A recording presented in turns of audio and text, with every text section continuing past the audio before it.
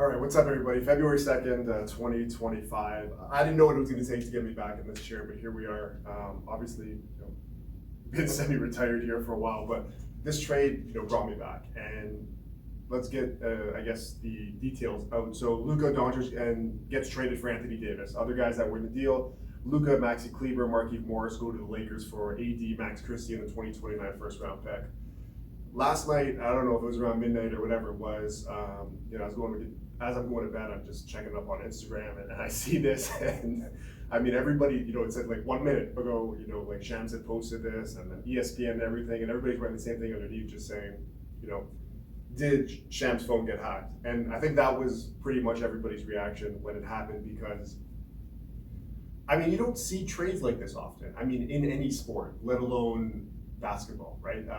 Basketball, I'm pretty sure it's notoriously known as the most, I guess, individual-centered sport there is in basketball. Whereas if you add, let's say, like a top 5 guy into any team, they are instantly borderline title contenders, right? And you don't see, like, this wasn't necessarily a one-for-one trade, but I mean, as close as you could possibly get, right? Like, we're used to, Kevin Durant just a few years ago going for Cam Johnson, 5 first-round picks, and drawing a blank on the guy that went there with the Knicks as well here. But I mean, and then pretty much nothing made sense. I mean, if we're just calling it spade, nothing made sense, because there's a few questions. What was the hurry for this deal? Now, Luka's been out, I want to say, like 2 or 3 weeks now with his calf injury. And it's just, I mean, Kyrie's obviously, I mean, if you're a Kyrie fan, you're happy. If you're a Dallas fan, initially, I mean, you lose a future Hall of Famer in Luka. And I mean, yeah, sure, Anthony Davis is going to be a Hall of Famer. I was pretty much saying, I was talking with the buddy about this. He wanted me to get, he's not really a basketball fan. He wanted my insight on it. I was saying, AD's still a top 10 player. When healthy is a big question you have to say in sports these days, because guys are hurt all the time. But when AD's on the floor, I mean, I don't know if there's a better center in basketball, obviously aside from Jokic, but Jokic defensively doesn't bring anything nearly to what AD does. Whereas, I mean, Anthony Davis, I don't know who's even close to his level. I don't know who the next best two-way center is, right? So it's just pretty much him.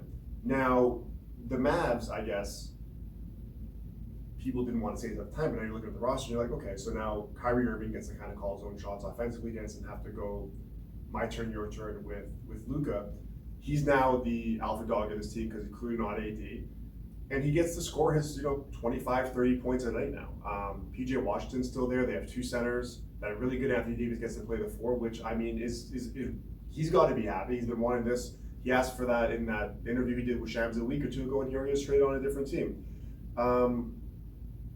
Again, still mind blown. So I mean, I'm just thinking of things to say here, but it's been crazy. Nobody's been this perplexed after a trade like this since, I don't even know, like the Pau Gasol trade, where it was kind of out of nowhere. I can't think of anything else. Like the Kawhi trade at the time, like, I mean, we look back at this and I mean, this is the house that Kawhi built, right? Like the podcast that kind of he sent into, I mean, different memorabilia, let's even call it. Where it's like, at the time, it was, he was so hurt, he wasn't playing, where, I mean, like Luka getting back to his weight stuff, I feel like all of Luka's injuries just come to him being overweight. And I mean, he's probably should be playing around like 240 max, at being at 6'7", 6'8", whatever he is.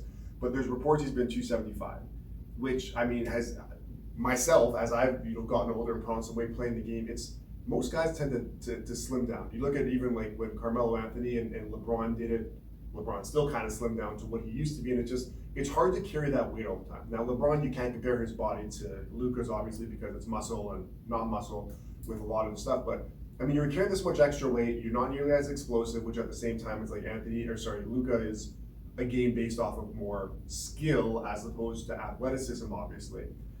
But it just, I mean, the Mavs were obviously fed up. This is something that, I mean, there's a lot of times where you hear things, or there's perspectives of things that either you hear, you can kind of put together where you're like, it doesn't matter, right? But I mean, clearly it did. Now, Mark Cuban's still there. Do they make this deal? Probably not, but he's not the owner anymore. And that GM isn't getting this deal done without running it by ownership, obviously. But I mean, like, they were gonna have to pay him $345 million. So what? I mean, of course. I mean, you're gonna give a top 3 player in the league whatever his contract requirements are gonna be. But I think they just looked at it and said, hey, we got to the finals last year with a pretty, I don't want to say stacked team, pretty damn close. I mean, they had the right role players. They just got annihilated in the finals against, I mean, yeah, sure, better team in Boston that was definitely more complete and more depth. But at the same time, like the games weren't really close. And Luka did everything he could offensively. There's nothing that he could have done more. Still doing everything he does in any other game. Step backs, drives and kicks, all that kind of stuff. And it wasn't enough. And it wasn't even close to being enough. So it's like they got through teams like Minnesota and everybody else that took to get there. But then you get to the finals and it's like, okay, this is a different beast. We have Luka's obviously a minus defender. Kyrie's a minus defender. And it's like, how many guys like this can we kind of ship out if this is our ceiling? So I think that they saw that too, and they were just kind of thinking, again, 99 out of 100 teams are going to run that back every time when you have a top 3 player in the league. But I guess Dallas was just kind of fed up. We're just one of those things where it's like an FU moment to say, hey, you know what? We love you, Luka. We're thankful, whatever. But Luka clearly doesn't take the off-court stuff of basketball as serious as a lot of players do. And this is where, even with LeBron, I've kind of said a lot of stuff about him as well, where it's like off-court stuff, him as a player. Like, we don't need to get into my perspective or other people's perspective, or people that don't love LeBron, right? Off-court antics and that kind of stuff. But one thing I have to give LeBron credit for is, on the court, the guy's 40 years old doing what he's doing, right? And nothing else needs to be said. Nobody's ever questioned his work ethic. Nobody's ever questioned his body, his diet, we'll leave it at that, right? Whereas, you're looking at Luka and it's, you're 26 years old. He came in the league and it's funny because they showed highlights of him when he played for Real Madrid and he played OKC probably like 7-8 years ago. And you watch him, the game is still exactly the same, but the body is just, totally different. Like, he looks like a basketball player should. He's probably like 6'8", like 220, right? And moved a lot better dunking. Not to say that Luka can't dunk or that needs to be part of his game, but it just adds another dynamic when, you're not doing things you should have as a professional athlete. And there's not many times in sports where you're even having these conversations, because if you're not in the top X percentile of a player, right? Like, if you're not in the top 1, 2, 5% of being the best players in the world, those guys that have a body type like that just don't last, right? Like, if you're a bench player in basketball, you get relegated to like the 12th man. If you're a second, third line player in hockey, eventually you'll get to the 4th and then you're just done in the league because people are fed up. They're like, this guy doesn't take this seriously. Why would we not just get someone younger who has more fire under them to just kind of see what that potential would be? But with Luka, he always got away with murder, let's call it, because he's that special.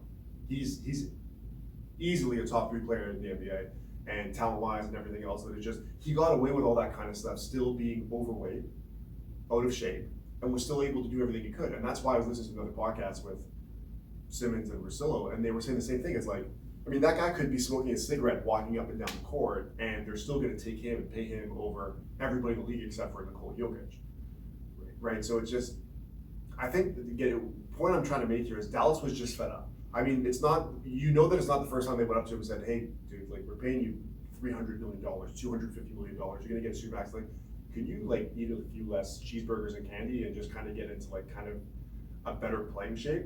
We know that you're still phenomenal, but this is going to take us to a different level. So it's almost like, I don't want to say you're questioning his, how bad does he want to win? Because, everybody gets sensitive over that kind of stuff, but it's same stuff. It's like, if you're working towards a goal in anything you're doing in life, whether you're trying to get that next job or in sports or whatever it is, and it's just, you're putting in the work. People say, oh, hey, like Cat Williams said, everybody goes to work every day.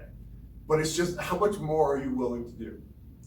And a lot of these guys don't. And I think that's honestly been a problem with the NBA now, where it's just, and this is not wrong, but guys are getting paid a lot of money. There's a lot of viewership, a lot of TV money going into the NBA, and it has to go somewhere. And I always said, obviously it's better to go to the players who are the product than to the owners, because they're billionaires anyways.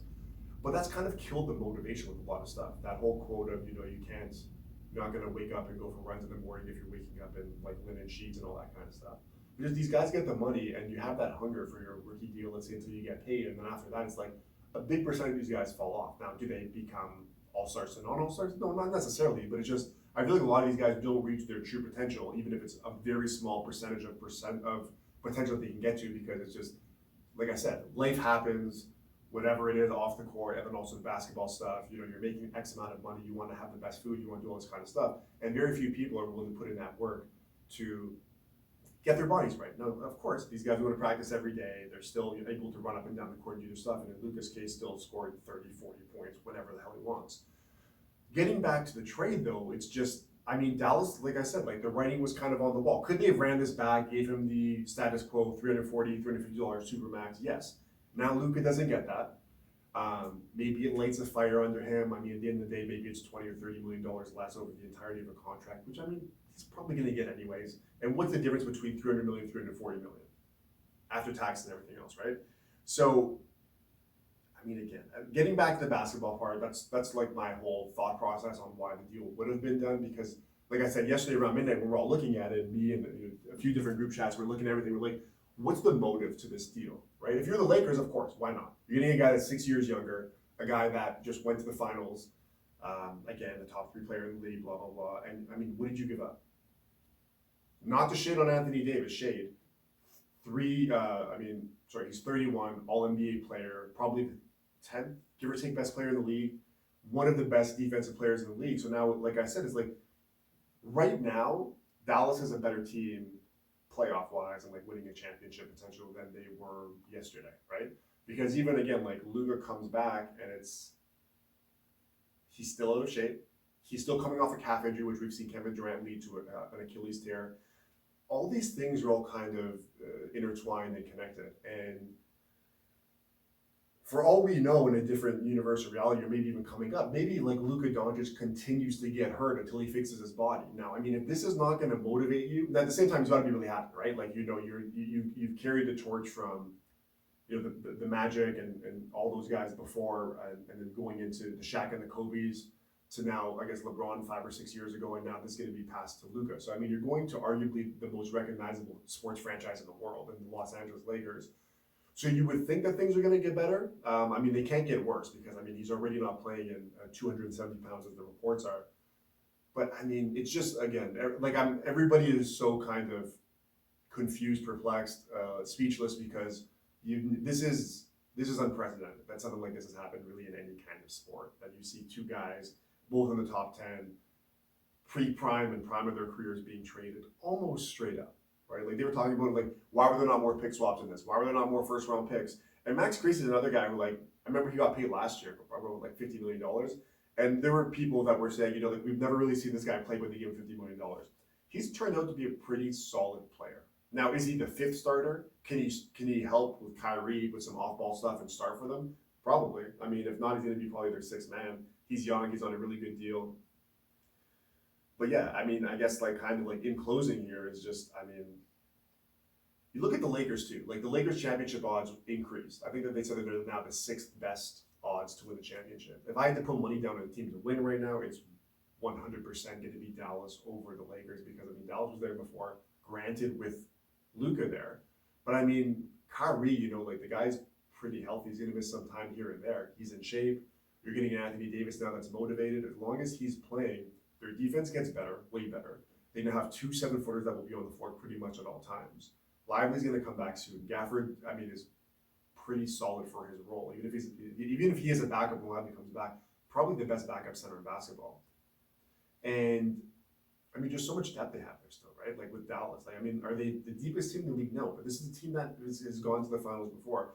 So, I mean, probably going to end it here because getting a bit repetitive, but shocked. I mean, again, I'm going to talk to the guys and hopefully get together and get back on the pods here. But yeah, speechless. Again, if you can't tell, I'm interested to see what these guys are going to look like with their new teams. Going to be an adjustment period. Now, LeBron and Luka are probably, I mean, next to Harden, like the 3 most dominant ball handling players in modern NBA. So it's going to be cool to see, I guess, LeBron more off ball because the ball's pretty much going to be in Luka's hands most of the time. Now, do we know when Luka's coming back? I think it's in a week or so. Anyways, that's going to wrap it up. I'm excited to see, like I said, what these teams are going to look like. And I want to see now how Dallas does going forward. The Dallas fans, I know, are pretty pissed off. And kind of reminds me of a much lesser scenario of like when we traded DeMar. I know there's people that were obviously really upset. Again, like not exactly, but just the feeling of where a fan base felt like betrayed because when the Raptors got Kawhi, people forget because it's been 5.5 years ago now, 6 years. But there were questions if like he was going to be healthy enough even to play regularly, and just how the fan base can kind of turn on a GM. And I remember Kyle was crying the blues when DeMar was traded, didn't want to play. There was a whole sit down interview I think he had with Rachel Nichols. crying the blues, and I mean the guys end up winning championships. So I mean maybe there's something there where you can look at Dallas as, I mean if Dallas wins the title this year, which is not off the table, that would be pretty crazy. I'm gonna leave it at that. February 2nd, 12:34 noon, and excited to see what's gonna happen. I'll talk to you guys later. For Joe on the block, take care.